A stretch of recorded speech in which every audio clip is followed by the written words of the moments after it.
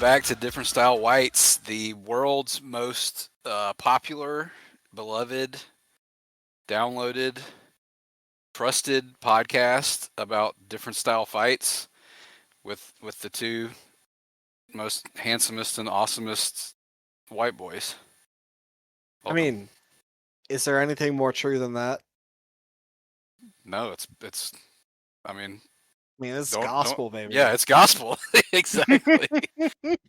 And we are diving back into the saga of heavy metal versus kickboxer. When last we spoke, we were talking about the awesome cage match, Yes, heavy yes, metal and yes. Mascara Sagrada against kickboxer and Abismo Negro. That might not strictly fit the definition of a different style fight, but it's our podcast and it's awesome. Yeah. So I mean, I was thinking about that coming into today. That has to be the most different style fight that we've talked about. Because I would still say, as discussed previously, any match involving Kickboxer where he is a main focus is inherently a different style fight because he's just not like you're not going to see him do shit that you're going to see in any other like matches in Mexico or really anywhere else. Um, and as we said many moons ago, we will go even further with this definition when the time comes. But right now, we are definitely starting to dip our toes into the water of what really fits into our definition of different style fights. And I mean, more than anything, great excuse to watch Apismo Negro and talk about him. Uh, yeah, Sadly, I don't you think got we're to ever take going to talk advantage of that. about. Yeah, I don't think we're ever going to talk about him again. But we do have some absolutely amazing wrestlers to talk about this week, and a couple amazing uh, martial artists. Oh yeah, including a guy, and we'll get to it. That was like a total revelation to me, and I'm like, why didn't they book this guy 1,000 more times? I think we are But going to say the same guy. yeah, we there are a couple of tags between that match and the first one we're talking about today. Pretty non-essential in the scheme of things, and we talked some last week about how this does not proceed like a the normal traditional way a feud would be laid out, but that's kind of AAA.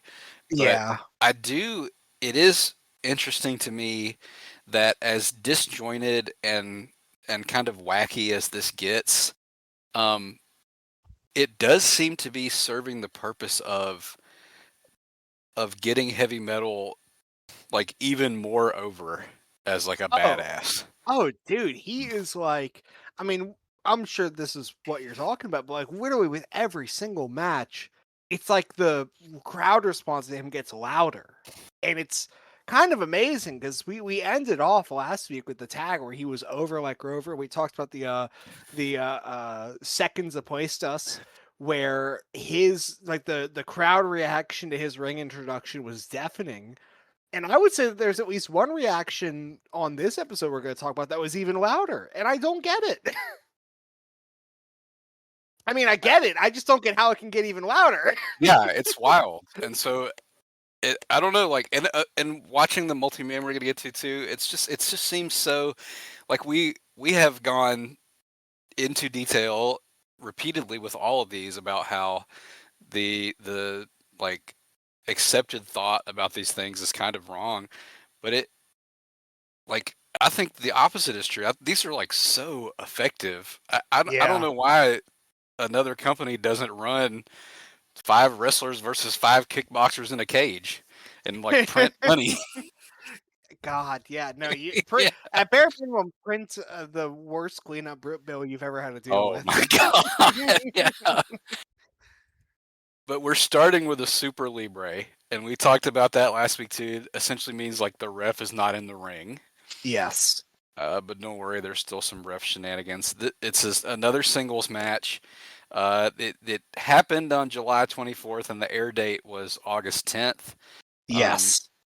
which that kind of gets tricky with this feud too, as we'll go into some more stuff. I think some of it is if not airing out of order, like the way that it is taped and aired kind of has an effect on the way that it plays out. But um, here we have another just straight up singles match between these guys. And we talked before about how the tags, like, they're still pretty much just them paired off. But we what do we have?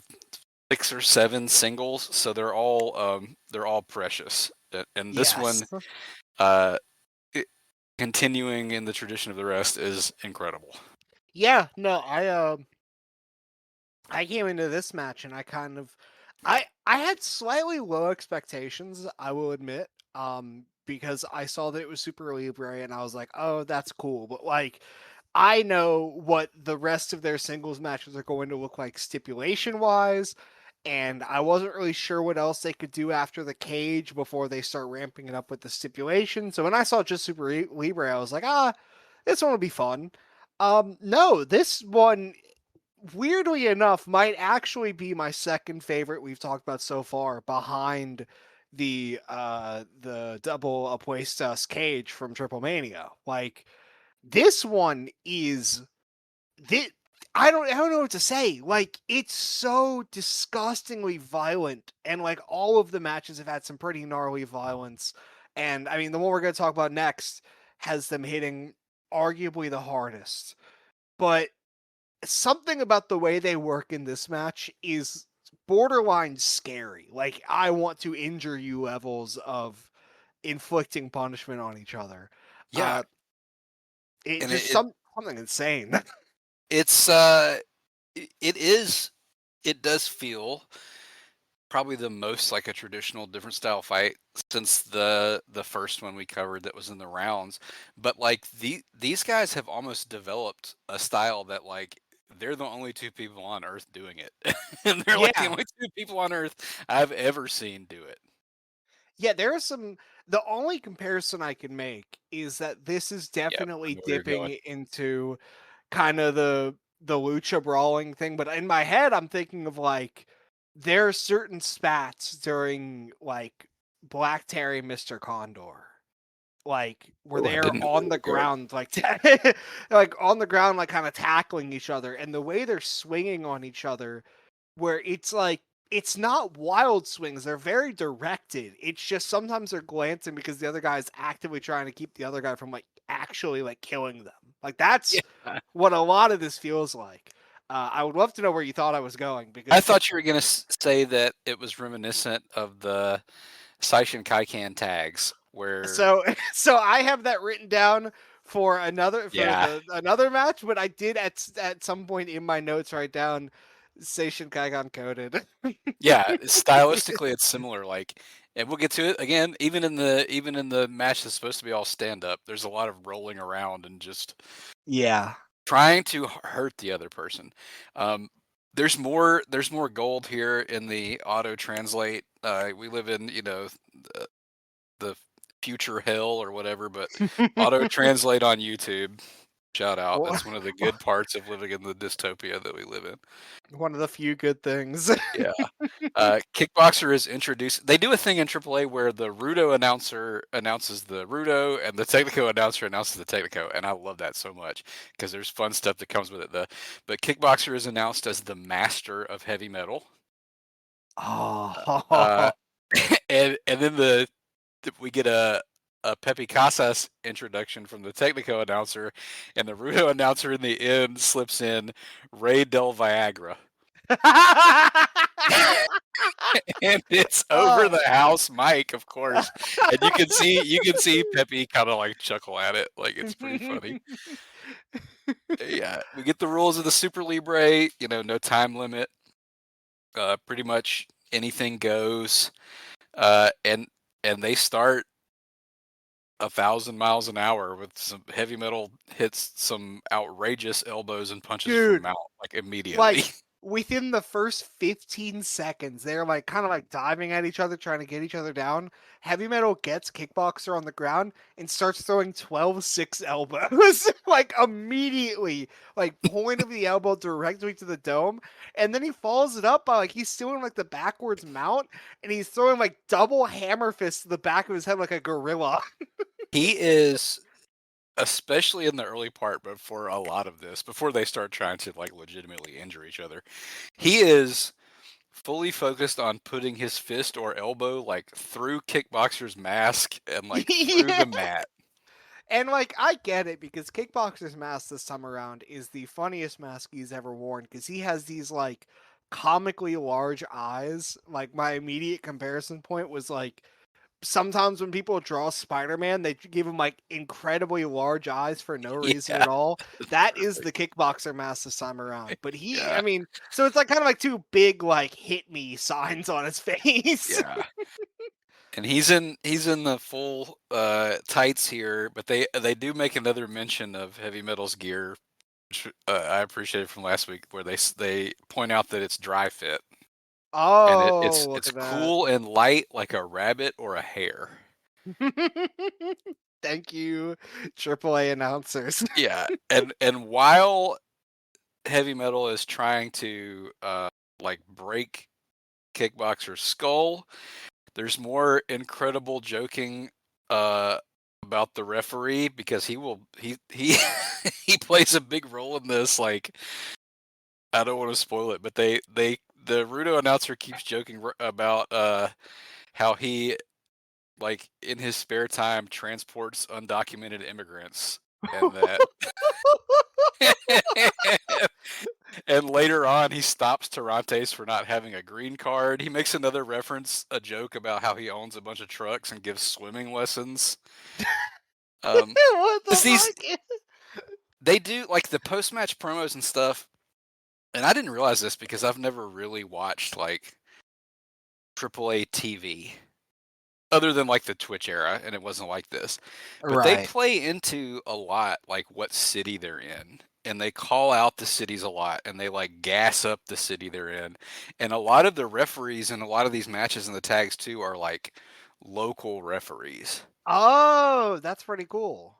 Yeah, I dug it. I did like there's a little bit, and they talk about on the commentary like how not overtly, but like they're working in styles that like the people in Monterey like, or like, whatever. So Oh shit. uh, that's was really interesting to me. But this local ref, yeah, apparently he's a coyote, which I that's loved. that's awesome. Shout out Shout him. out, yeah, uh I do love I think probably around the same time they were talking about that. There's this point where Kickboxer gets like a get back because he gets like a good leg sweep on him, and I was like, "Oh, awesome! Love the Kickboxer leg sweep." And then he immediately dives at the down Heavy Metal and does a like downward point of the elbow slash to his head, and then gets on top of him. And now he is throwing elbows at Heavy Metal's face and is like gripping him up by the eyes. And that was kind of the turning point for me where like I kind of expected that Heavy Metal would get more violent because he has lost a lot and he was obviously ramping his stuff up. But this is kind of the point where I realized the Kickboxer was also ramping his shit up because he always hit hard. Like that's his thing. But like the way he is beating on Heavy Metal in the corner at a few points in this match, he is just throwing like left and right hooks and Heavy Metal is just covering up. yeah, and he like it's cool the way it's played too because he still showcases like a lot of technical stuff, but he Yes. plays Heavy Metal's game too of like it's like we talked about before with Oyagi, like throwing out the karate and just like going nuts. Like he's he's also just like he kind of abandons his technique Dude, to to yeah. to a degree. It's because you look at how he worked in like the cage match where he had some violent moments, but that was such a like heavily like big spot kind of match where they were doing like tons of crazy kicks and like counters and everything. And then you look at him here, and there are points where he just like drags Heavy Metal to the ground and starts like headbutting and elbowing and kneeing him in the head as just as much as he can. And it's just like a completely different way of working, and it works so well for him.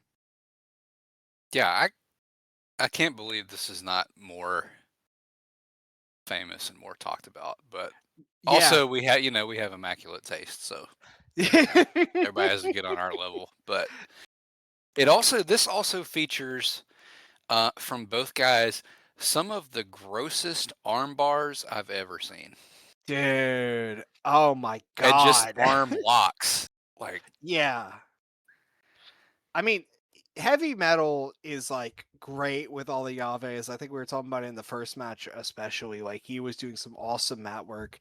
Um, Kickboxer really shows himself because he puts in this one arm bar and that he uses a few times from what I've seen, where he like puts both of his legs behind like Heavy Metal's head and like bends his arms sideways. And I've never seen someone do an arm bar like that in my entire life.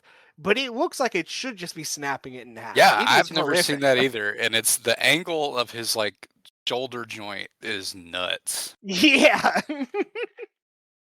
Like we did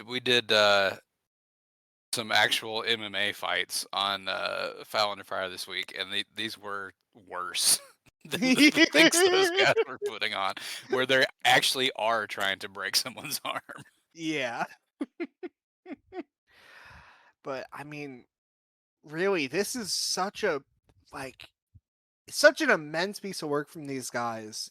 And I keep harping on it, but I just every time I look through my notes, I keep seeing things like headbutt on the ground. I see the phrase head kick assassination, which was referring to the point where Heavy Metal was like down in the corner and Kickboxer went to throw a head kick and like slightly like flubbed it. So then he like made up for it by hitting 3 full force kicks to the back of the head. That's a theme on here too. Like, steel yourself if you're in a different style fight and a guy like slightly whiffs a kick.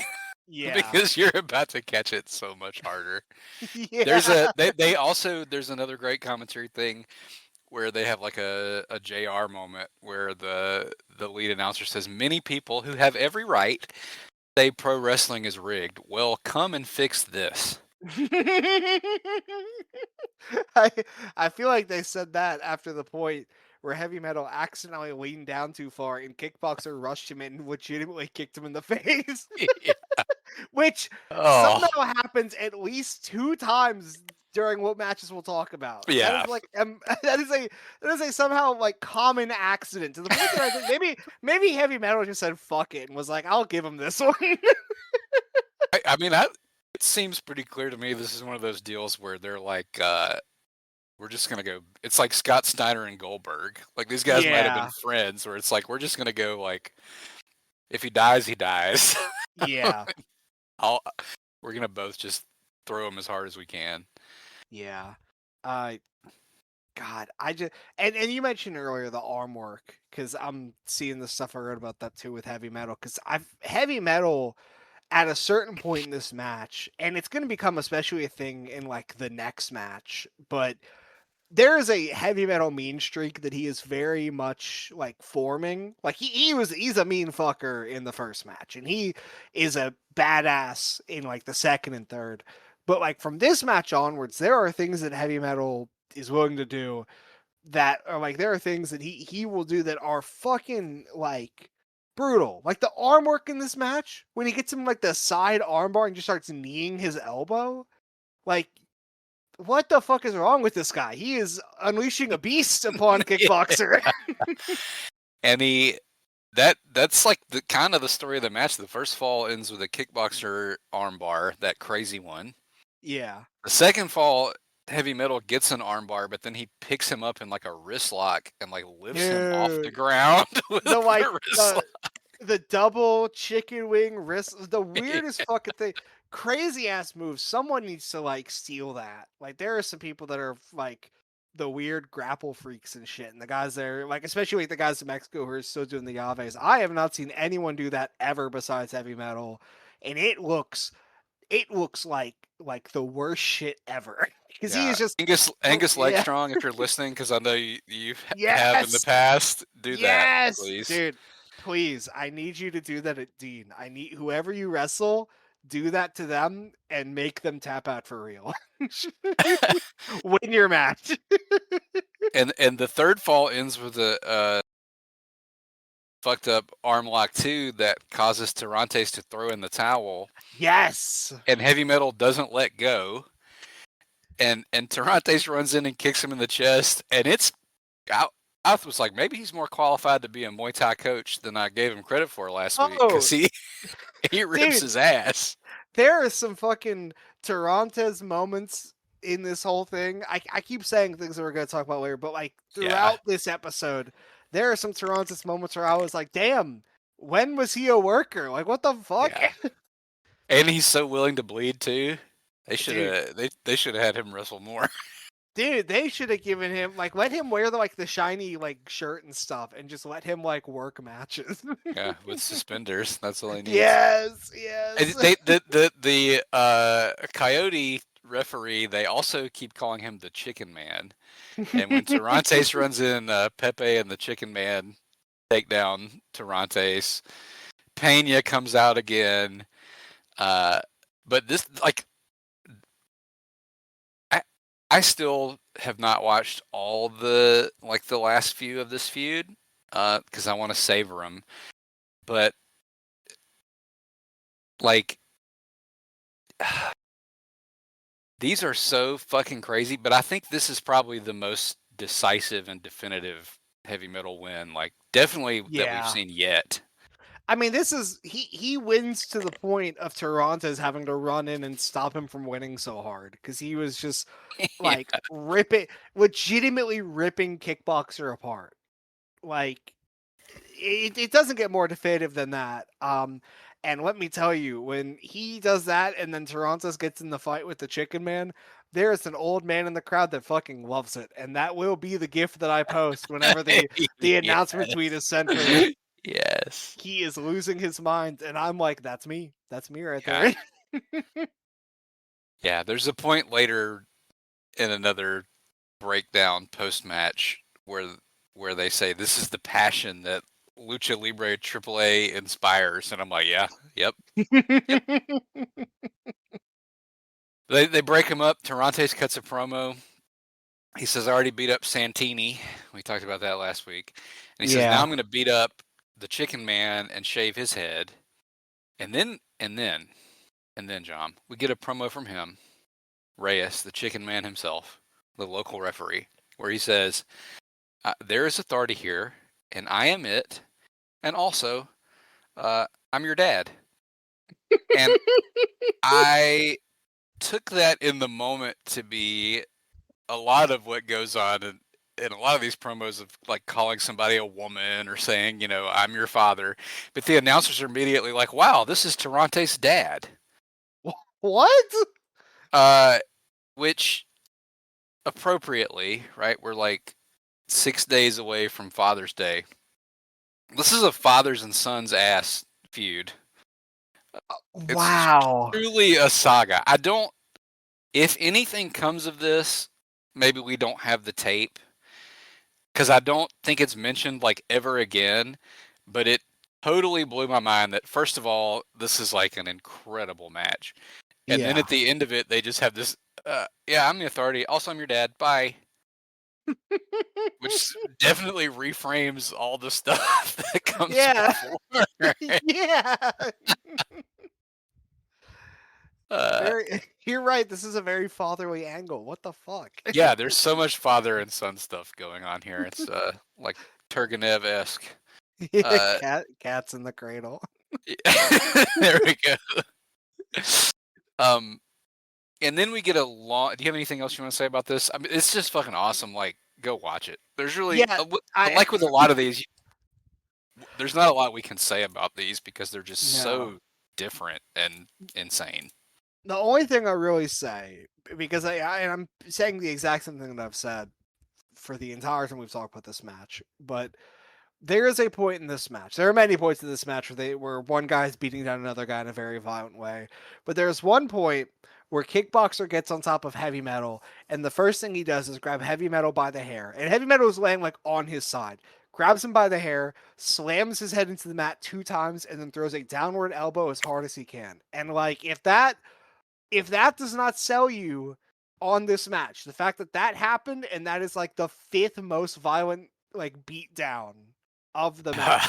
It is an entire match of guys taking mount and trying to like cave their brains in. This is like playing the UFC video game as like Mirko Krokop against like Joe Schmo. Like you are farming the violent knockouts and disgusting mount punches. Like that's all this match is, and it's It's beautiful. And it's from the jump, and it's really what? There's probably 15 minutes of like in ring here, and it's all like that. Like, and it's hard to like. I don't want to go through stuff play by play. Sometimes you have to, but like it's hard to even do this because it is so scrappy. Yeah. But yeah, incredible match. I agree with you. This is probably my second favorite of the feud so far. And then we get a long run of tags and multi-mans. We And do, yeah. they're not essential necessarily because as we talked about last week, like there's a lot of like intermixing of feuds, and these are just like main event star players at this point, so they're all thrown in with other people. But there is the match immediately after this is Heavy Metal and Latin Lover against Kickboxer and Cibernetico.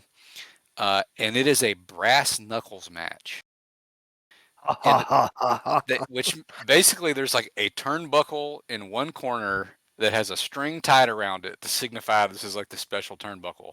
And it's got a boxer, a brass knuckles, sitting on top of it, which is very funny because like immediately it falls off. So they have to go like scramble for it later. This is the match where the announcers say that Heavy Metal's path is much greater than Negro Casas and Felino. There's a great spot in this where Heavy Metal throws the brass knucks in the air like he did the nunchucks in the last episode, but Kickboxer kicks him in the balls and beats his brains in, so he only falls for that one time. Pepe Casas eats a Kickboxer cerebellum buster kick. They beat up this ref. There's more post-match brawling. Heavy Metal is super bloody and busted. Again, not essential to the feud, not a different style fight, but cool. Abismo Negro and Psicosis 2 come out. They're doing a thing where, as we saw last week, like Kickboxer is sort of loosely affiliated with Los Vipers. Then we get the payoff to the introduction of Heavy Dracula from last week, Cuervo in the Heavy Drac. And I looked because we know probably the biggest La Secta superfans in the world. Yeah, I have to imagine. And like even they were like, who is Heavy Dracula? He Yeah. only did this like 4 or 5 times. And in this match, they slip up and call him Cuervo. Wow. So like he was already Cuervo and did this. Nothing really comes of it. But it's crazy because they're hyping him up so big in this, and this is not to do with what we're talking about, but it is fascinating. They're hyping up Heavy Dracula. They call him like the Revelation Rudo. And Vatos Locos come out, and there's this huge brawl, and like he just kind of disappears after this. So I guess they didn't like what they were seeing, but there's heavy hype for the main event of this year's Verano de Escándalo. But this airs after that takes place, so it's funny to me that they're hyping this match on TV. It's kind of what I was saying about the feud being fucked up. But Yeah. the main event of that is Blue Demon Jr. and Heavy Metal against Kickboxer and Abismo Negro. And if anybody has that or like knows someone who could possibly have that, please. Yeah. I would like That to have is that. It's a vital. similar stipulation to the second match we talked about where there's another referee involved here. Huicho Dominguez is feuding with El Tirantes at this point. And the stipulation here is if Heavy Metal and Blue Demon lose, Huicho will be El Tirantes' slave for a week. And if Kickboxer and Abismo Negro lose, El Tirantes will be Huicho's slave for a week. And again, we don't have it, but I know that Heavy Metal and Blue Demon Jr. win because it's scanning the TVs here. There's a lot of very funny stuff with El Tirantes being Huicho's slave. He makes him like go strip in a strip club. It's a lot of the machismo stuff. Like he makes him dress up like a woman, you know. But it's very funny. Don't have that. Then on the September 16th, the October 5th TV, We have the appearance of El Fuhrer, uh, and that's not new in lucha, and I guess No. I mean, Nazi was probably Nazi was definitely later than this. I was gonna say, like, we are currently recording on the same during the same time span where just like yesterday, someone tweeted for the 100th time. Did you know there was a luchador named El Nazi? And it Yeah, has like 60,000 likes on Twitter. Like yeah, this is just kind of a thing. yeah, which is like extra stupid because if you know anything about wrestling, like they were doing Nazi gimmicks and I was gonna say, territories until the dude, fucking what? 70s. Dude, I was going to my local indie in like the late 2010s, and they still have beef with communism. Like shit is Yeah, they those grudges don't go away for a while. and what's even crazier to me is, yeah, El Nazi's crazy, but they were doing like the Von Brauners and shit like 10 years after World War II, like in Alabama. So like, that sounds like a long time, but 2016, like, and they're running these fucking Nazi gimmicks out. But anyway, that's one of the notable things about that is El Fuhrer is there, and he has a straight up giant swastika on the side of his mast. Um, the the interesting thing about this is that heavy metal is handcuffed and tied to a ring post for the duration of the match. And Los Vipers that are not in the match just beat his ass the whole time. And his teammates, Latin Lover and both Perro Aguayos, never make any attempt to save him at all, to the point where the Technico announcer asks Latin Lover, like, why aren't you helping him? And his response is basically like, LOL. And that's like during the match, like between falls. Uh, so I don't know what they were going for there. Like they do a Latin Lover injury thing later, so he sort of disappears. But they had feuded and had been teaming, so I don't know if they were teasing something or whatever. Yeah. Uh, there's a match on the October 19th TV where Kickboxer teams with Psychosis and Maniaco to defeat Los Vipers. Not Los Vipers, to defeat Los Vatos Locos. And he's directly asked about his association with Los Vipers. And he clarifies he's not a member, but he respects them because they're good fighters. And this was one of the ones where I was really happy I went through the episode because we have a classic wrestling trope here, and I sent you this GIF. This is Heavy Metal's birthday. He's not involved in the match. He's just given a birthday cake at the end of the episode. And if you've ever watched any wrestling, you can probably guess what happens. Yeah. But it rocks. And he's the one who throws the cake. He throws the cake at Kickboxer. He does. He kind of like sideswipes him with it too. It's crazy. Yeah, he makes the cake throwing violent. We should send this to Jim Cornette. And then the next week is something that we had talked about before, but I didn't notice until going back. It starts with this big graphic that this is November, that says Kickboxing Challenges AAA. And they visit Professor Enrique Flores' dojo, and we get footage of the fighters and Los Vipers like talking shit at a show. Flores says we don't wear paint or masks, we're real. So we have strayed in some of the things we've picked, maybe, and these are not all different style fights, but this is very spiritually a different style Yes. fight feud. I mean, I was telling Aubie this whenever he sent me the photo, but that is kind of the closest anything, even of the stuff we've talked about. Like, that is the closest anything has ever come to the Seishin Kaikon thing, where Akitoshi Saito led the Seishin Kaikon guys into the ring and they declared war on New Japan. Like, that is, I don't know if I've seen any other, like, basically verbatim declaration of war by a martial arts dojo outside of that. Like, I don't think anyone can deny that this is so deeply different style, even if some of the work maybe goes towards a direction that you wouldn't usually attach to this kind of match. Like, I think this is pretty undeniably in that realm, and Kickboxer is so good at playing the role of the invading force who is not a wrestler, even while getting involved. But that little segment kind of does serve to introduce an army of people that we are going to be talking about very soon. Yeah, and they're all in the background fighting, and they ask him again, like, "Are you associated with Los Vipers?" And Kickboxer says, like, "I'm not a wrestler. My only teammates are these guys.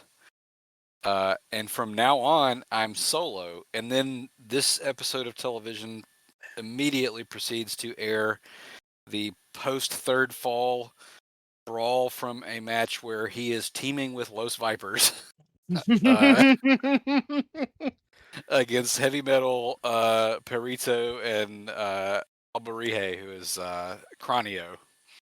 Um, And and that's the one where they're fucking like they kill the fighting. kid. Yeah, they kill the kid, and then Yeah. they're loading him into the ambulance, and they kill him again.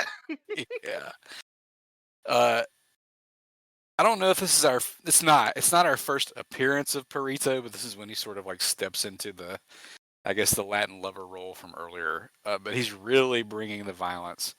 And I don't remember if we talked about this like privately or on the pod about Perrito, but like the idea that he was just like coasting on charisma is so debunked by like actually watching the footage that it's insane.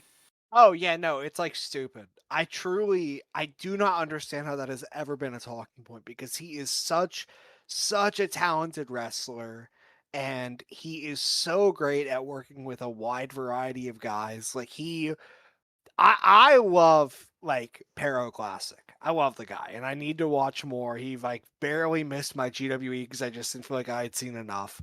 Um and the same thing with Perrito, where I just haven't done the full homework on him. But the thing with Perrito is that he takes like that style that his dad was doing and adapts it so well to Yeah. like making it work with everyone else and the way Lucha is evolving. Um, he is. I mean, the thing with him is that even if he was coasting on charisma, he is one of the most charismatic guys in AAA at this time, and of course, he continues to be one of the most charismatic all the way up until his death. Yeah, and at this Um, point, he is straight up just Pero Aguayo Jr. Like he's wearing the yes, boots. He's doing the Pero Aguayo stuff. He he looks has the fucking just like him. exact same haircut, like same like big ass forehead haircut. But we said Uh, they kill the kid. There's this cat named El Calle Nino, which translates to the street kid, and he comes in to save somebody, and they waste this small child that oh, Antonio Pena may or may not actually have found on the street. no, they just straight up kill this dude. Like actual when we said that he dies, like he actually like they kill him. He gets in the ring and they just like stomp him out and fucking El Devastator is like throwing crazy ass punches at his face, which I don't even know who this guy is, but he looks nuts. Yeah, Uh he's vicious here. yeah, And he's the no. one bringing the violence in the fucking ambulance too, because they load him on a stretcher and take him to the ambulance, and the rest of the guys just decide to go brawl, like literally in the ambulance. Yeah. There is a trio the next week with some really sick metal and kickboxer stuff. This is the one where El Cobarde runs in and kills Latin Lover with like a big ass stick. Which I know you saw that because we talked I about did. that I crazy stick did. shot, and Yeah. that they do something on Ray to Reyes later. That's all that is. But at this point, Pentagon and Octagon join the party, and they like kickboxer and heavy metal kind of play in the background while Pentagon and Octagon do their thing. Um, and then nothing that I could find until February of '99, when out of the blue we get another graphic that says AAA amenaza a kickboxing. And I probably butchered that, but that translates to AAA threatens kickboxing. But then we just get a regular ass trio of Electroshock, Kickboxer, and Pentagon against Alberihe, Heavy Metal and Octagon. Nothing to do with AAA threatening kickboxing at any point. This ends when Pentagon's old lady comes in the ring, kicks him in the balls for flirting with one of many Blood and Blue Demons, quote unquote, mini girlfriends. Don't know whatever becomes of that either. Nah. Then nothing until March, when we see a clip of Thai Boxer debuting and hitting Heavy Metal in the cock. As you do. That's all we get. The match is not out there. So, like, yeah, he just comes in and kicks Heavy Metal in the cock. And then they advertise a tag that, again, we don't have. And then now, finally, sorry, we are to our second match of this episode, which is Heavy Metal versus Kickboxer. Taped on the 28th of February, but aired on the 22nd of March. One of the more interesting stipulations that you'll ever see, and one that if you do see it, go click immediately. Yeah, I think this was the one that kind of inspired me to go, we have to do an episode as soon as possible. And I hadn't even watched it yet. It was legitimately because of the stipulation. Because this is, of course, a street fight with kickboxing rules. What does that mean? I don't fully know, but what I do know is that they are wearing like headgear and gloves, and Heavy Metal has like the pants, but he's got like the kind of more like kickboxy-ish, and Kickboxer is here and he's doing the fucking John Claude Van Damme stretches in the ropes. And when it first cut to that, Unreal. I laughed so hard, dude. I was like, what the fuck? He's just bouncing in the corner like a baby. Taking that cake out like JCVD would do. It made me think of the picture of him just ass out doing the split. Yeah. Yeah, it's they're in rounds. They've got headgear. Heavy Metal. Probably the first 20 seconds of the file are Mascara Sagrada Jr., who is seconding Heavy Metal, trying to tie his gloves. Yes. And right away, you notice that he's wearing like actual boxing gloves. Like this is a kickboxing match, but he's got the big ass boxing gloves, which is like telling of how he's gonna approach this fight. Yes. And then Thai Boxer is seconding Kickboxer. He does that hilarious split where he sticks the fucking cake out. And it like, yeah, I don't know what kickboxing street fight means, but I like it. I would like to see more. I was gonna say, if this is what a kickboxing street fight is, obviously this was an untapped well that the people need to look back into. I do also love the Thai Boxer warm up regimen where he just grabs Kickboxer's arms and just kind of shakes him side to side a little bit, and then he gets behind him and taps on his belly a bunch.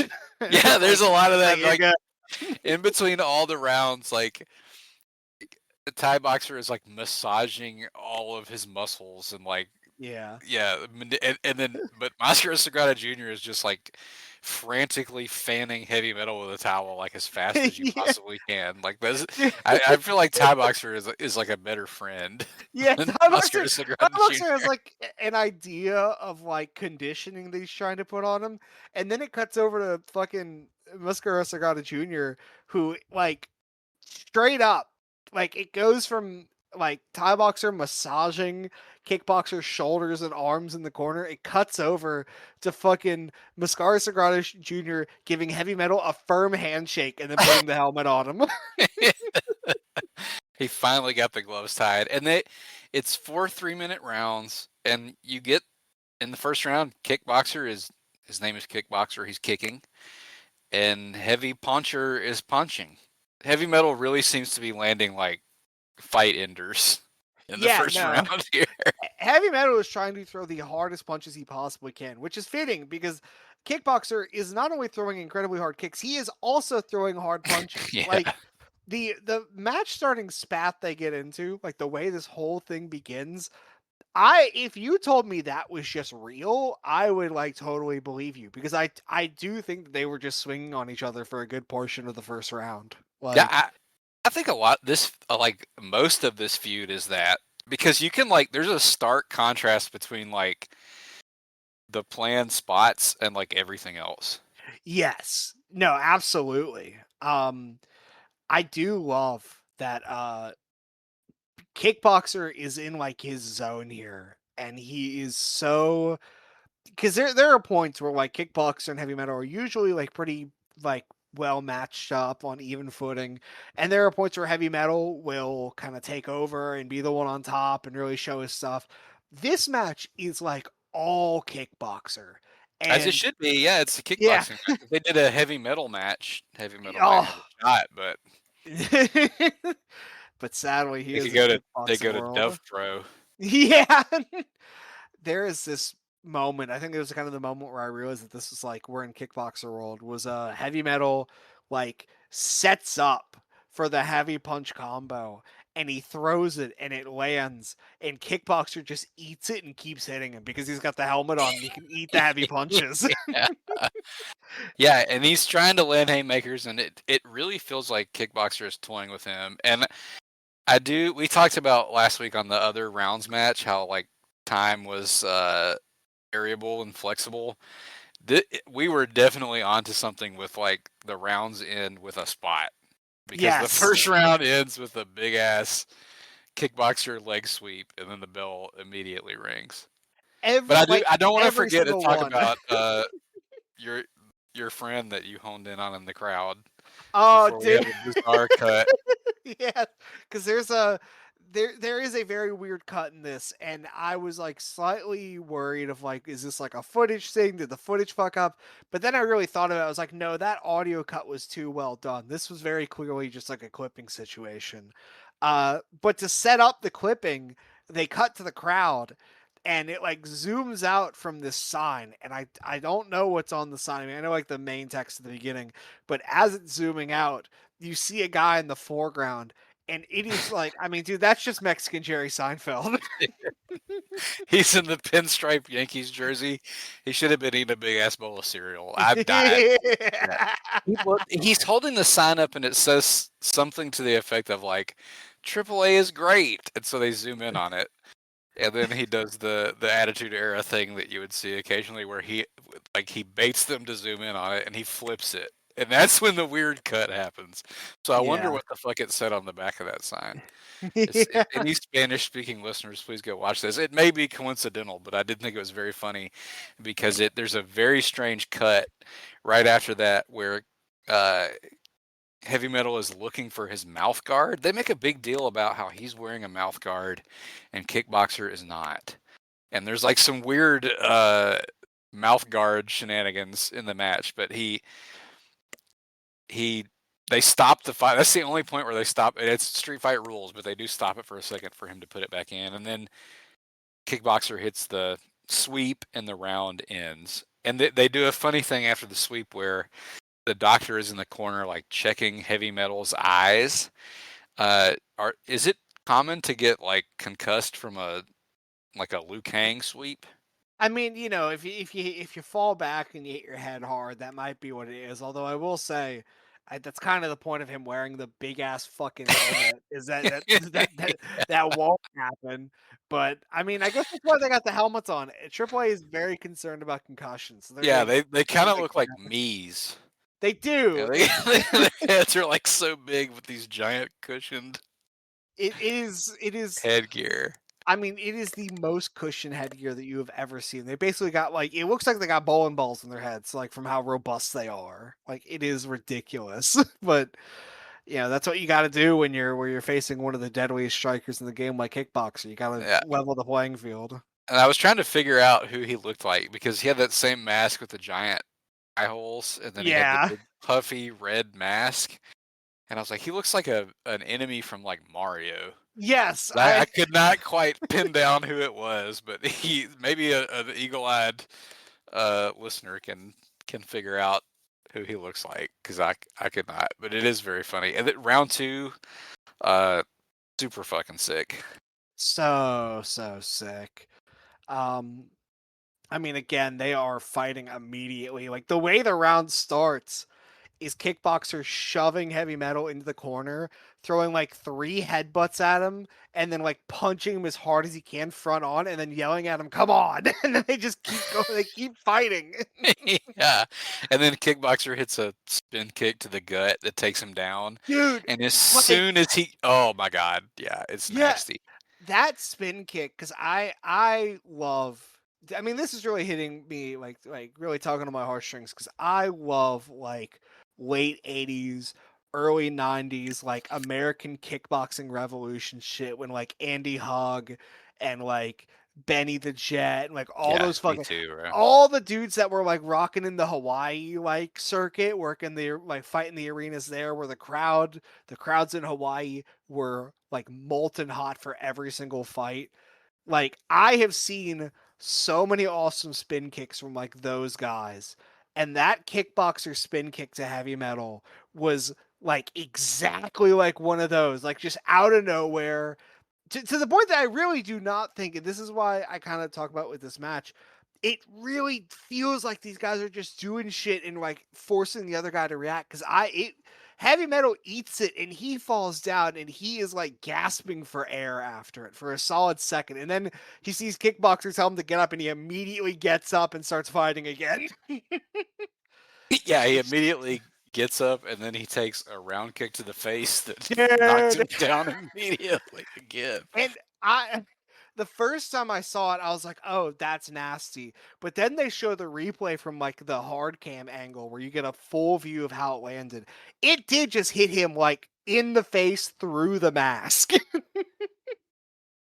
Yeah, it's like a 1 in a million shot. Yeah.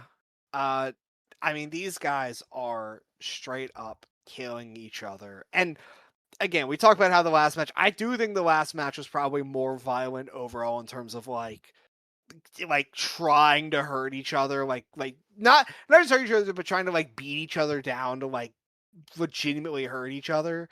But this one is definitely the one where they're swinging the most, like swinging for the fences.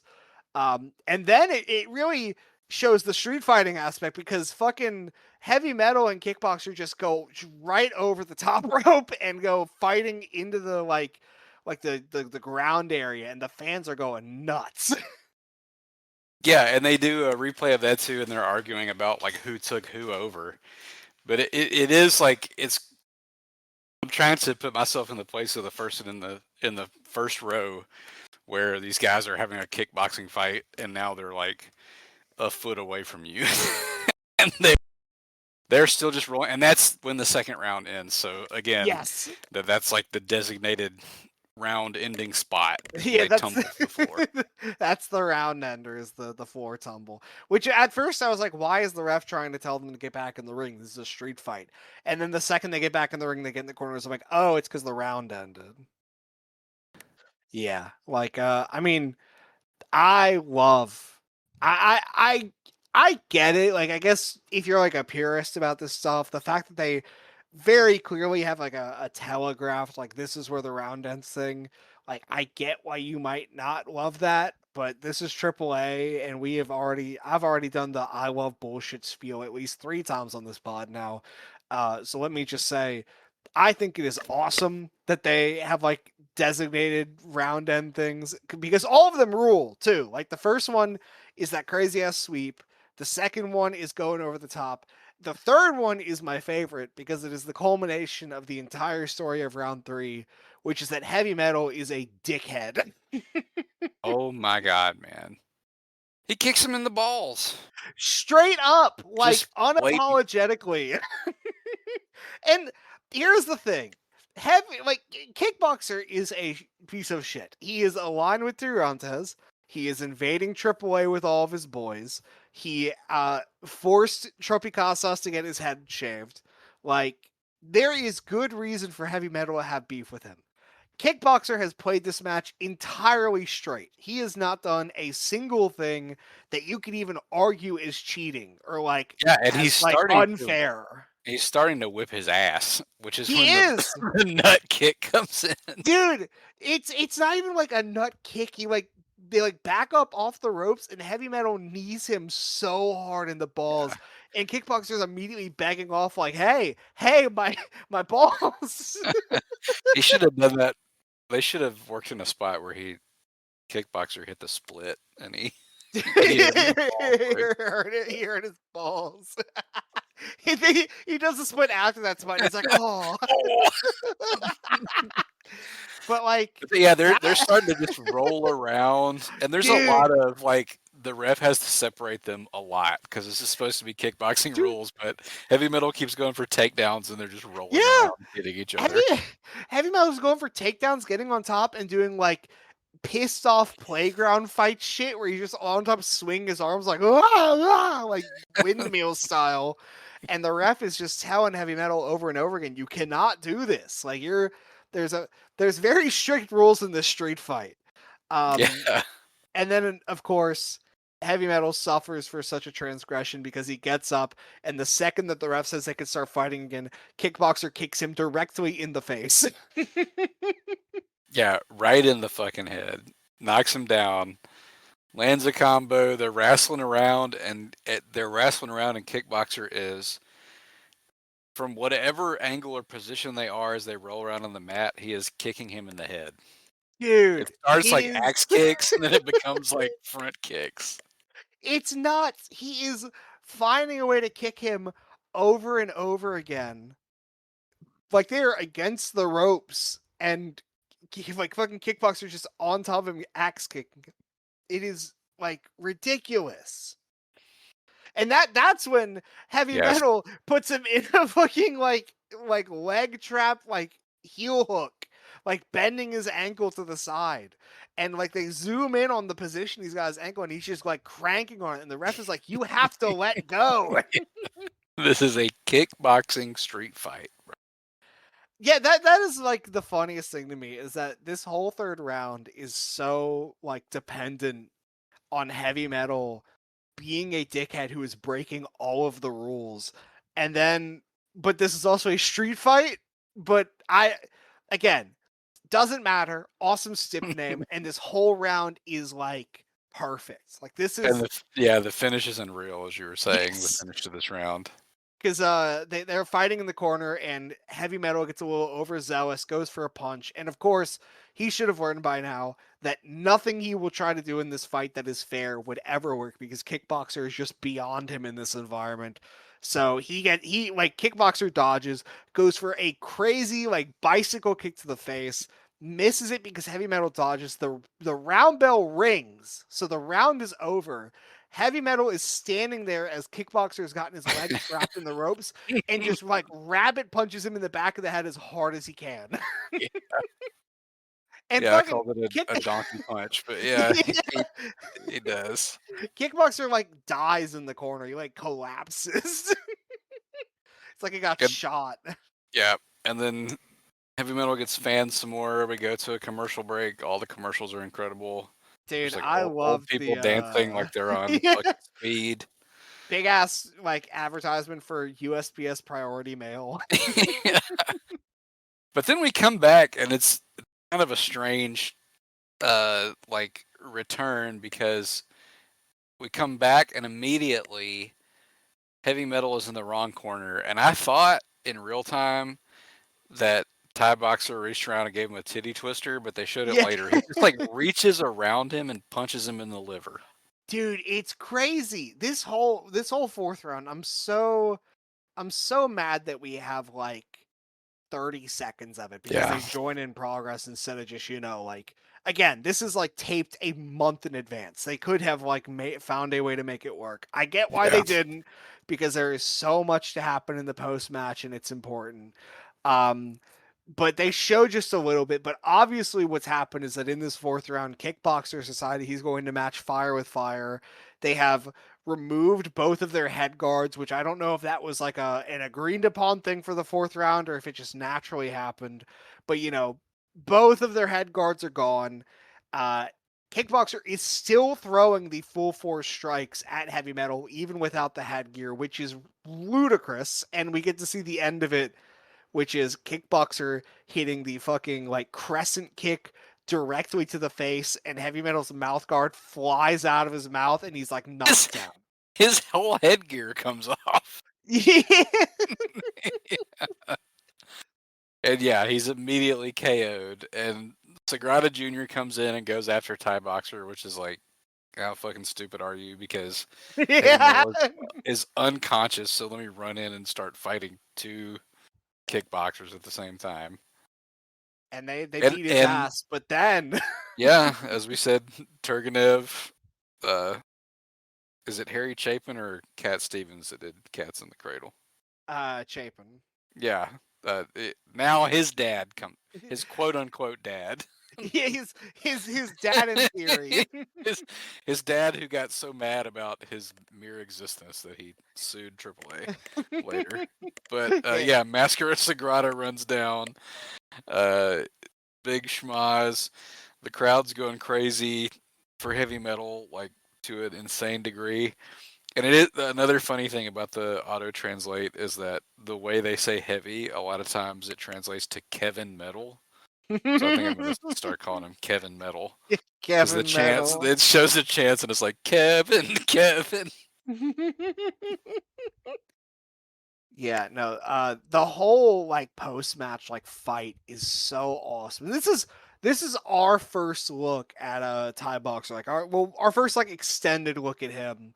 And he is like fighting Mascara Sagrada Jr. on the outside, and they are duking it out. Like he is the Thai boxer because he is throwing like such pointed knee strikes at Sagrada Jr.'s head, and Sagrada Jr. is fighting so hard in response. Like he is swinging for the fences on this fucking dude. He's like, damn, I need somebody to come fan me off. Yeah, I need a fanboy. Heavy Metal, can we like swap? Kevin, can we swap? And Kevin's over in the corner with a brain bleed. Like, yeah, he's out, man. He's fucking out. But no, I love this. Incredible. Match. I mean, I love all these matches. I'm gonna say I love this match for the next one too. But like, I think that this match is really great. I think in terms of telling a story in a different style fight, this is pretty excellent stuff, and is actually some of the higher end stuff across the whole podcast. I think that I don't think anyone has ever accused us or said that the stuff we're talking about here is like more fun than serious.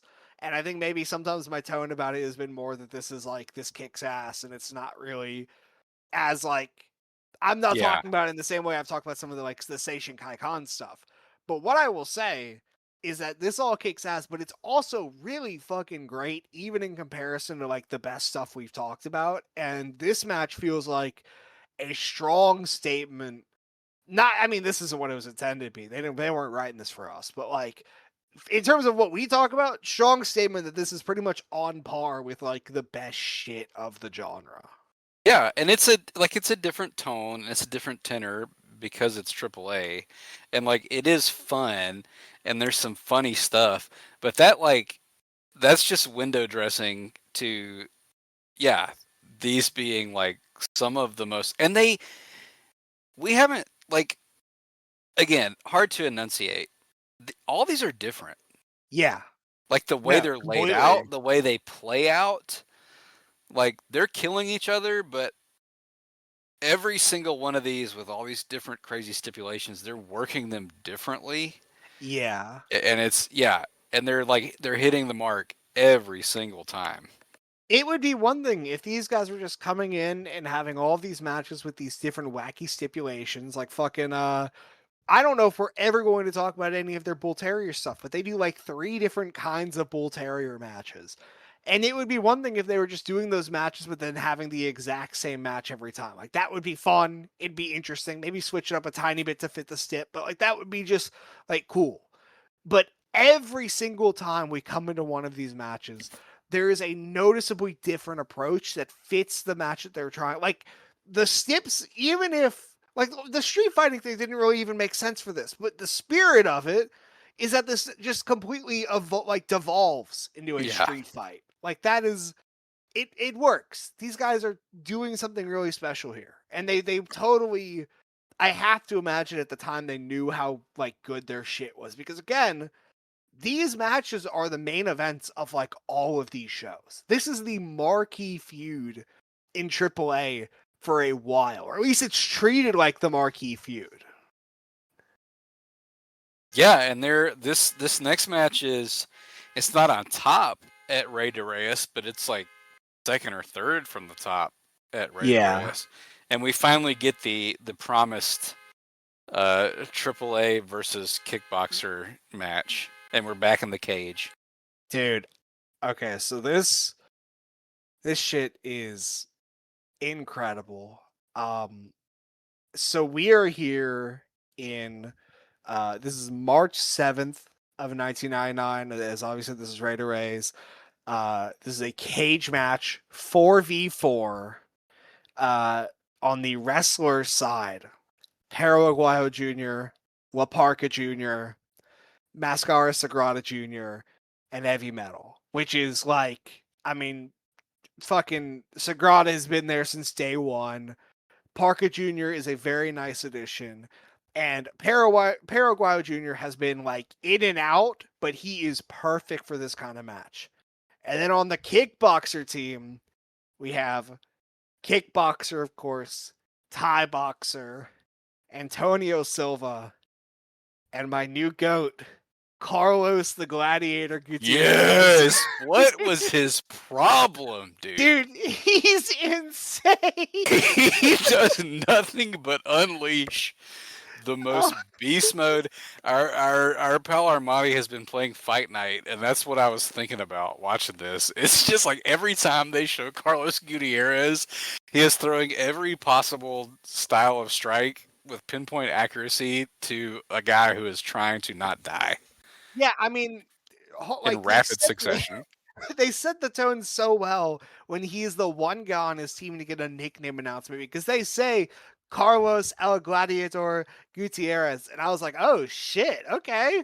And then he immediately starts the match by bum rushing, like running across the ring, beating the shit out of Parka Jr. with kicks, and then hitting a jumping spin kick to the gut that sends him like flying across the ring. Like that's the tone setter for this guy. Yeah, and That's the how he opening of this starts. is it's all chaos. Kicks, takedown, Yes. power bombs. There's a couple of times where Laparga Jr. catches his leg, like I think legit trying not to die, but you see him in the background just like backflip out of it. Yes, dude. Fucking he backflips out of a like catch and hits another spin kick. That was Yeah. the thing where I was like, this guy, how did this guy not get booked more? Because if there was even more than Kickboxer, I would say, Carlos Gutierrez feels like he is built for wrestling. And then during all of this is kind of a coming out performance for Sagrada Jr. for me, because he has been great so far and he was great in the brawl. But in this match, he is a like headbutt monster. So you'll just randomly cut over to him and he is throwing the most violent headbutt you have ever seen at Antonio Silva. Yeah, and it's like hard to keep track of what's going on, but he's popping, and Gutierrez is definitely popping. Every time you see those blue tights, man, he's just going fucking ape shit.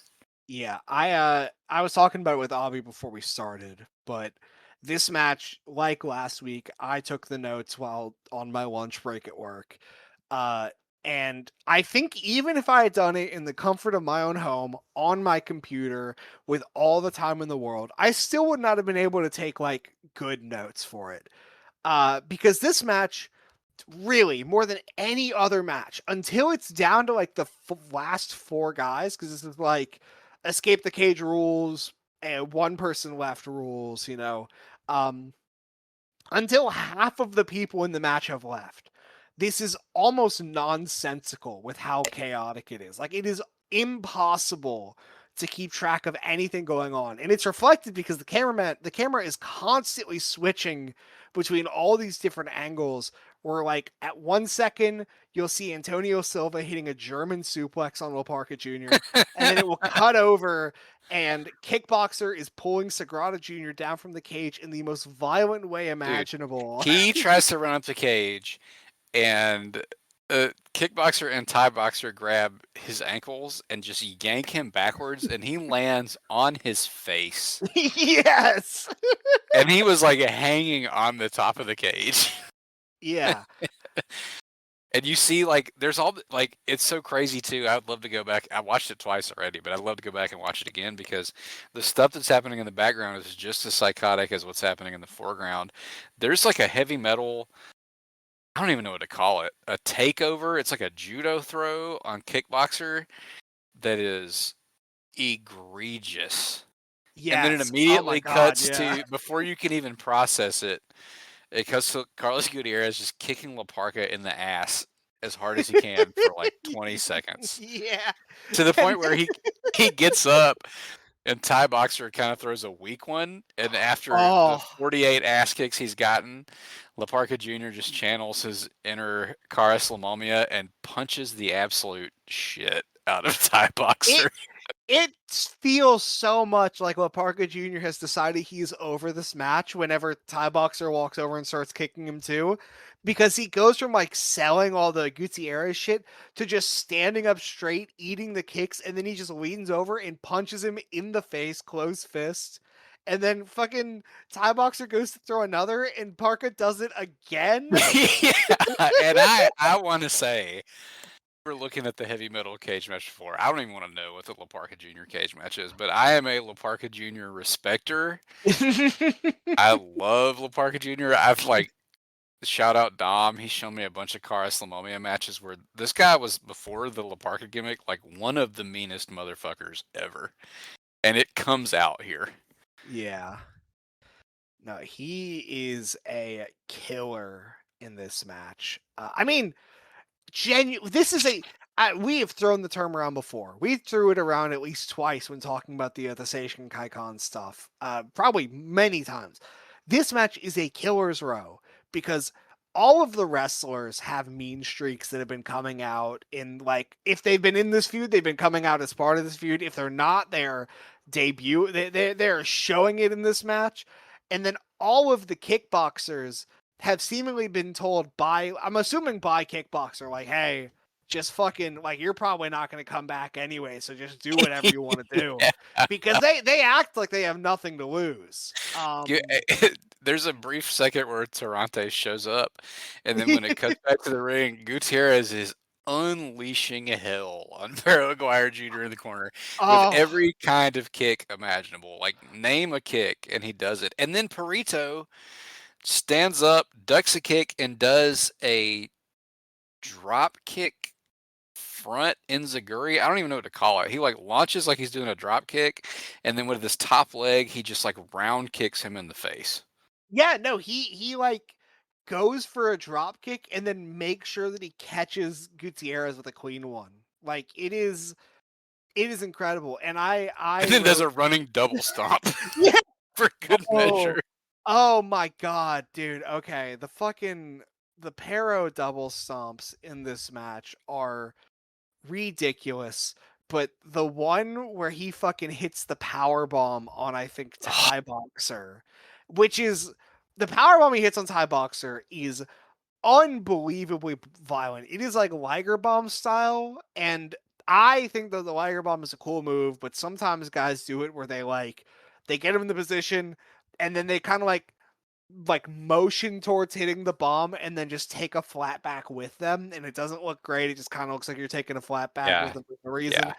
Um, fucking Perrito does it the right way, where he goes backwards because he is swinging with so much force that he's like pushing himself backwards to add And more. rolling through, yeah. Yeah, and Insane power bomb.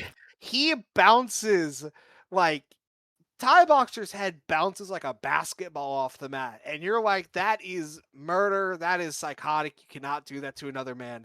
And then Perrito turns around, runs the ropes, runs over, and Thai boxer's like slowly leaning up, like he's like dying, like, somebody help me. And fucking Perrito jumps up in the air, La Lanza, straight to the face. And then Like, runs up like, and then uses the momentum from the double stomp yes. to like run out of the cage.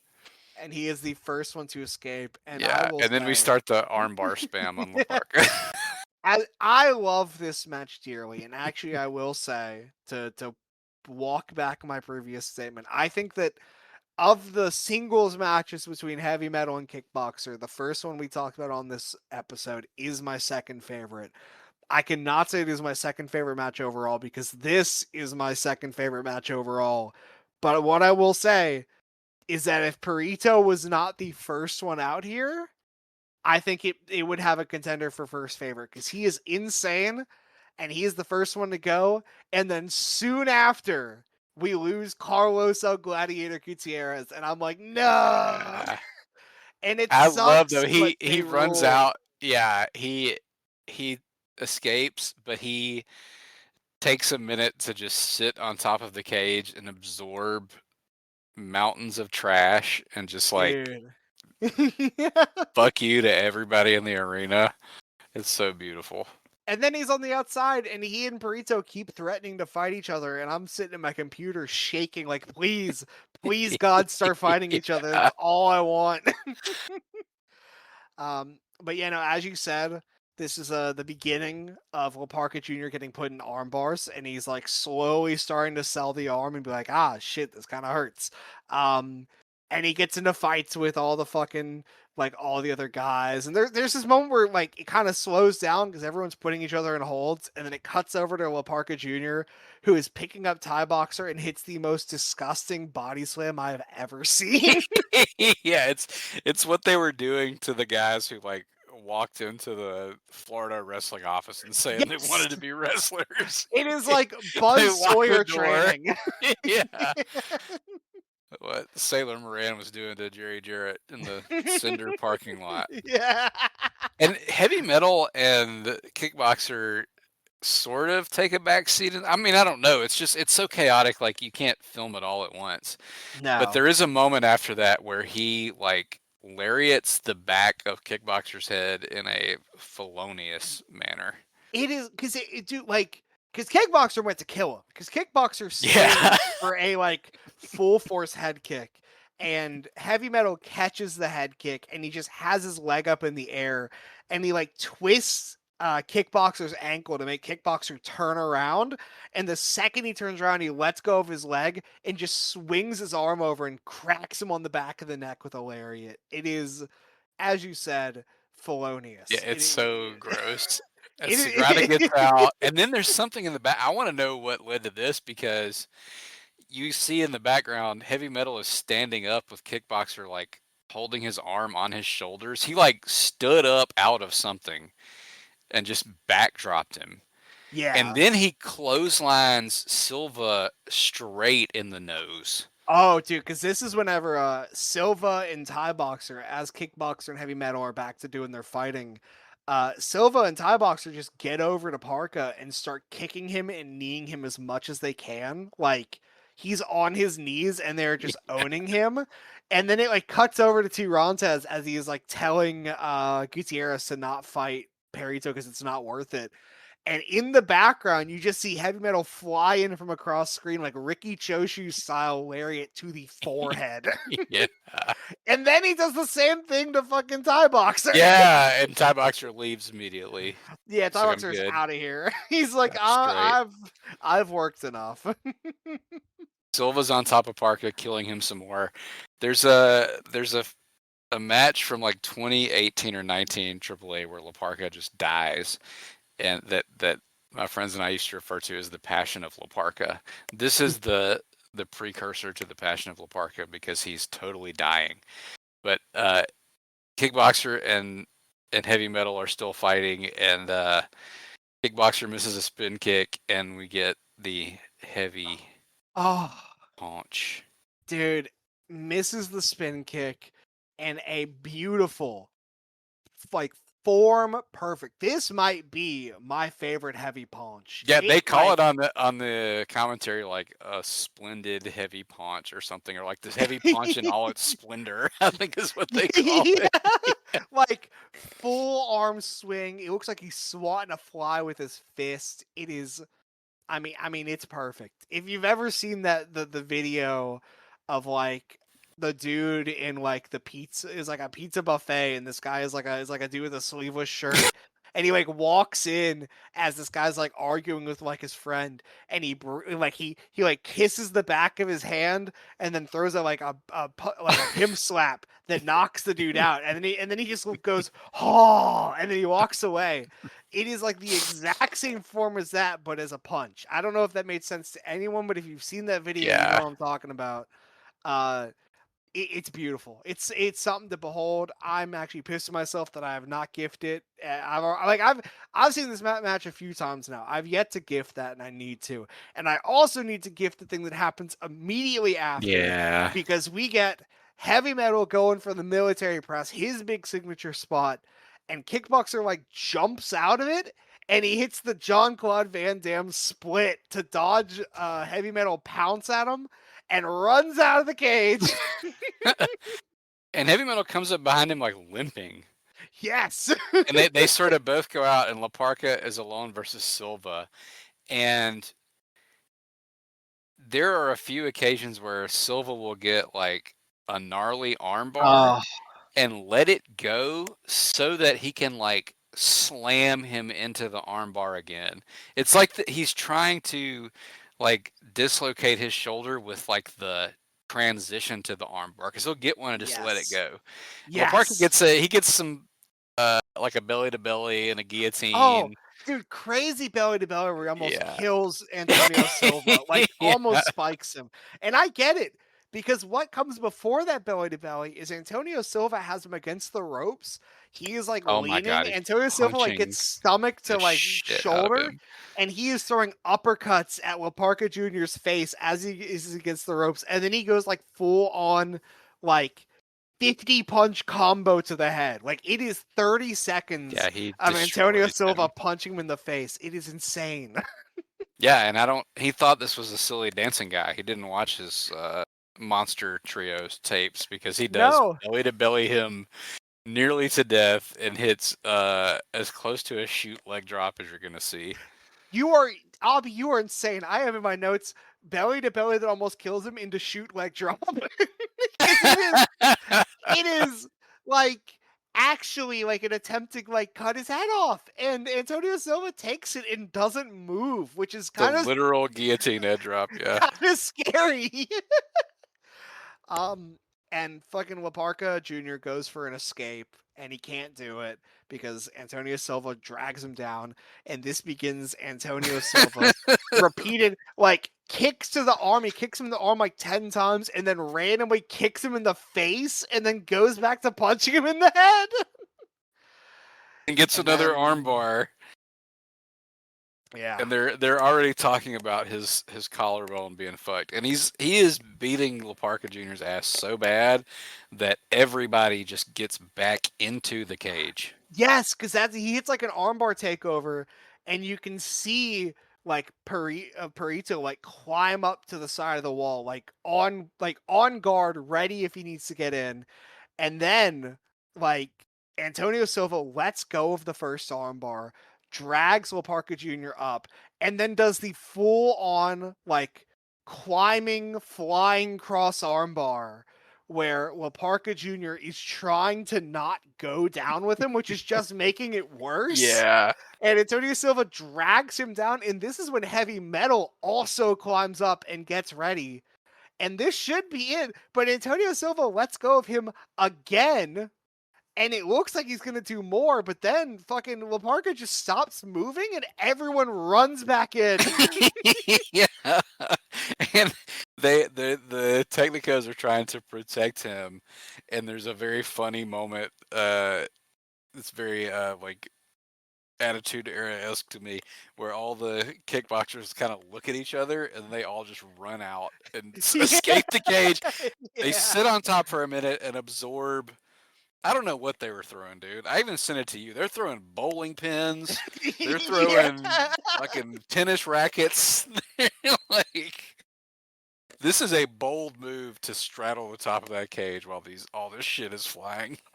Dude, yeah, they're throwing like everything but the kitchen sink, and I'm sure if we had more camera angles, we would see a kitchen sink. Like, this is like, there are so many open drinks flying. You see the water, like the whatever. Well, I was gonna say water, definitely not water, just flying everywhere. Like, It's actually like one of my favorite visuals I've seen in like so long because they keep cutting to Parka Jr. dead in the ring, and they have like they got someone checking on him, like a doctor, and they like zoom out and show all of the kickboxers sitting on top of the cage like flexing, Yeah. and you see so much garbage flying at them, and then they climb down and there's like a slight pause in the garbage being thrown. Like there's still some, but it's not a ton. And then the referee announces that they've won, and there's like 10 different things that fly at them all at once. There's something that almost hits Kickboxer and heavy metal that I swear to God looks like a baseball bat. It is. I thought it was. Like it is a like large metallic object. It hits Antonio Silva's like shoulder, and you can see him like pause for a second, look down at it, and just kind of stare at it for a second. Like I think that was a moment of realization of like we might need to get the fuck out of here. Yeah. Well, except old Suspenders goes, let's turn the heat up, and just Toronto's has runs some in and starts shit. shoot headbutting the ref into oblivion. It's like they're like all starting to stream out, and then in the background you can see Toronto's pushing the referee, and the referee pushes him. Toronto's immediately belly to belly takedowns him, and yeah, picks him up by the hair and starts throwing like Tarzan Goto headbutts.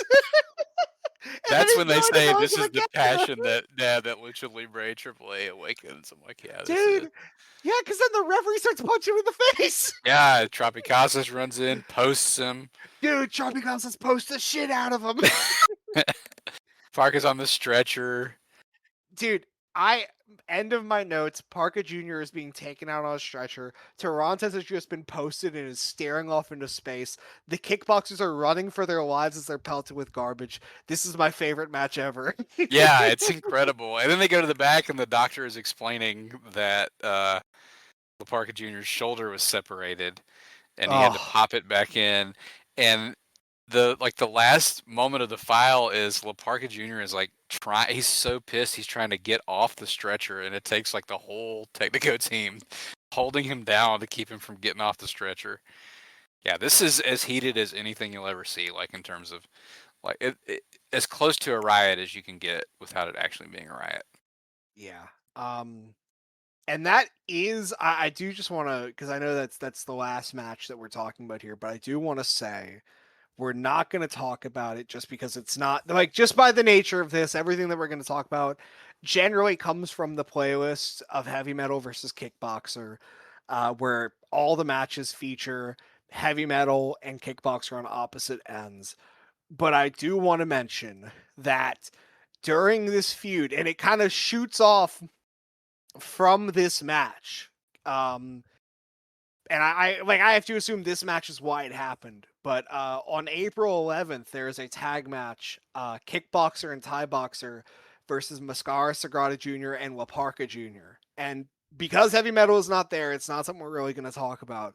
But I have to mention it because if you want to see where this angle of La Parka Jr. getting his shoulder separated and being so pissed off all of his team members have to keep him from getting off the stretcher, if you want to see where that goes, watch that tag because that tag is amazing. Yeah, shout out La Parka Jr. Rest Shout in peace. out. Oh my God, shout out. Shout The out different Mascara style whites Sagrada. respect you. Yeah. Yes. Fucking I mean, I love all these guys. And yeah, it's just some of the best wrestlers ever, truly. Yeah. And we're not, I will say, I don't think we're going to talk about any of the other martial artists again. So it is at least worth mentioning that Thai Boxer definitely did the most out of everyone besides Kickboxer. He was working the mid cards for like a solid like few months. He was working mid cards and mostly showing up to team with Kickboxer, and he has some awesome matches that we have on tape. Yeah, there's a great tag right after this of Metal and Sagrada against Kickboxer and Thai Boxer. They run this back, and I love that one too. Yeah. They do another cage with all these guys. They do, and that has Perrito lasting like really close to the end, and I don't think he's as good in that match as he is here. Like it's a very slightly not as just because he doesn't have a like a marquee moment. Like he has like 3 here that are insane, and he never really gets that one big moment in that match, but he is still so awesome, and it's awesome seeing him get to fight these guys for a lot longer. But yeah, Thai Boxer is great there. That match rules. Um, but in terms of Silva and Gutierrez, I think outside of the other time, like when they run this match back later in the month, uh, I don't know if they do anything else in wrestling. Like, I think this is I it. couldn't find anything they could, but No, Silva, I just don't understand why Carlos Gutierrez wasn't booked 1,000 more times. Maybe he got what he no. wanted out of it, but Yeah. like he is. I They called Heavy Dracula the Revelation Rudo. Carlos Gutierrez was the Revelation Rudo. yeah. Oh, you know what? Oh, okay. So I will say he did 6 matches. He had this match, the next match, and then there is a like team kickboxer against Los Vatos Locos match, which it has fucking Charlie Manson and Mayflowers and Picudo Enigma. Um, and then a few months later, they have another match with Los Vatos Locos, except this does not have Kickboxer in it. It has a guy named Street Boxer. I have no I clue who saw Street that and I Boxer forgot is. about that. Yeah. Like we gotta we gotta Yeah. figure this out. Who That is that this fucker? that sort of ties into a question that we got last week that we didn't have time for, but on YouTube from Zach Pack 101. He said, excited to enter Pena World, kickboxer, Thai boxer, and he names a guy called Shoot Fighting, who I couldn't find, but that's an incredible name too. Shoot Fighting. Yes, I did find him. He like worked a couple of the like wrestling in so and so shows that you see on Cage Match. Like I don't know if he ever worked AAA, but he did exist, and I think he teamed with Kickboxer at least once. He says kickboxer, Thai boxer, and shoot fighting, and AAA's other pseudo MMA guys are kind of a gap in my lucha knowledge, but their names always caught my eye and were super funny for how uncreative they were for a creative genius like Antonio Pena. So not a question, but more of a comment. I would say, yeah, but also there's a guy in this feud named El Fuhrer, and there's also El Devastador, who is probably more well known as Ku Klux Klan. So and they weren't there's all hits. They weren't no, all subtle. I mean, come on, heavy metal is a guy that likes heavy metal. Yeah. That's his gimmick. But no, I agree. I love the names though. I do. Although I get the thing, because then you look at some of the other stuff that the Pena did, and there are a couple pretty incredible names. But no, And they gimmicks. all This is rule. a great feud to watch to see all the wild ass like gear. Oh, dude, yeah, Like because you get to see like fucking like you get to see early Electroshock when he looks crazy. yeah, all these like a lot of the trios are just like the wildest guys in the craziest gear with like the craziest names. I get it too, but I do think there's something beautiful about this guy just being named Kickboxer. That's what Yeah, he is. He's Kickboxer. he is. He's a kickboxer and he's here to do kickboxing. Ole, ole, ole, kickboxing, kickboxing. Yeah, and he's got his friend Thai Boxer, and he's doing knees. And What more do you apparently want? It's they just that have simple. apparently they have another friend named Street Boxer, but we're not sure what his deal is. Probably Gotta boxing in the track street. that down too. Yeah. Yeah. But thank you for the comment, Zach. So I'm a fan.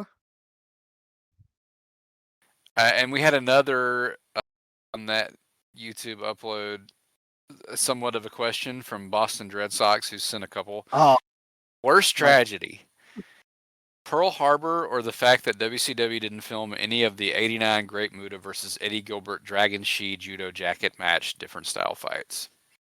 Uh, I will answer this question by admitting that I did not know those even existed. Um, I'm sure God. Well, no, I don't know for sure, but like if anyone knows where the handheld of at least one of those matches is, please let me know because I want to watch it now. Yeah, that's brutal. I mean, I guess maybe again, actually very interesting that it was happening in '89, especially. And I know the judo jacket stuff has been going on for years and years and years. Like that Yeah, there's predates some great judo all the jacket shit. matches out there. Yeah, Um, Bad News Brown stuff. oh, dude, we could go on and on about the fucking Bad News Brown We Will should. We got to do a Briscoe. Bad News Brown I was gonna episode. say, yeah, like Olympian shit, and the fucking match with Briscoe where they're like bleeding a bunch is like insane. So I would love to an excuse to talk about Ruska again. We haven't talked about Yeah. him in like 20 odd episodes. Yeah, that'll happen eventually. But yeah, that's brutal. I had no clue about that, but that sounds wonderful. I'm sure it ruled. Yeah, I love Eddie And Gilbert, and I love this 1 year of the Great Muta. God, So that would be yeah. good to see. I guess I got so like latched onto the idea of a WCW different style fight in '89. I didn't really even like click in my head that we're talking about Eddie Gilbert working a different style fight. Like that's pretty impressive. Yeah, I mean he was a genius. I'm sure he Yeah, fucking killed it. Probably probably. very similar to the way Arn worked that boxing match that we Oh saw. my god, yes, exactly. Exactly that. And they do. There are a couple of their matches on tape, but none of the judo jacket matches, unfortunately. I think there are some judo jacket matches like from TV, like during that feud where Yeah. Muta is like killing jobbers. But yeah, I mean that would be. But to answer your question, Pearl Harbor. Yeah. I mean, it's Freedom 250, man. Come on. What the one fucking dude like yell like Michelle Obama is a man while As he a wore the man, yeah. Oh, dude, yeah we recorded File Under Fire last night, and Dom and Brady brought MMA, and I gave them so much hell. I was like, these guys are just such patriots. They're so proud of this moment, this culminating thing for UFC that they had to bring yeah Nazi celebration matches. the Chud's under fire. Yeah, well, Well, like I said, I haven't. I've got to finish this up because I wanna savor it. But yeah. we have yet another heavy metal kickboxer episode coming because these guys are not done with each other. No, they're not. We have I mean, arguably some of their biggest matches as part of the feud are still to come. And maybe even one or two matches that go beyond the feud, but you know, old habits die hard.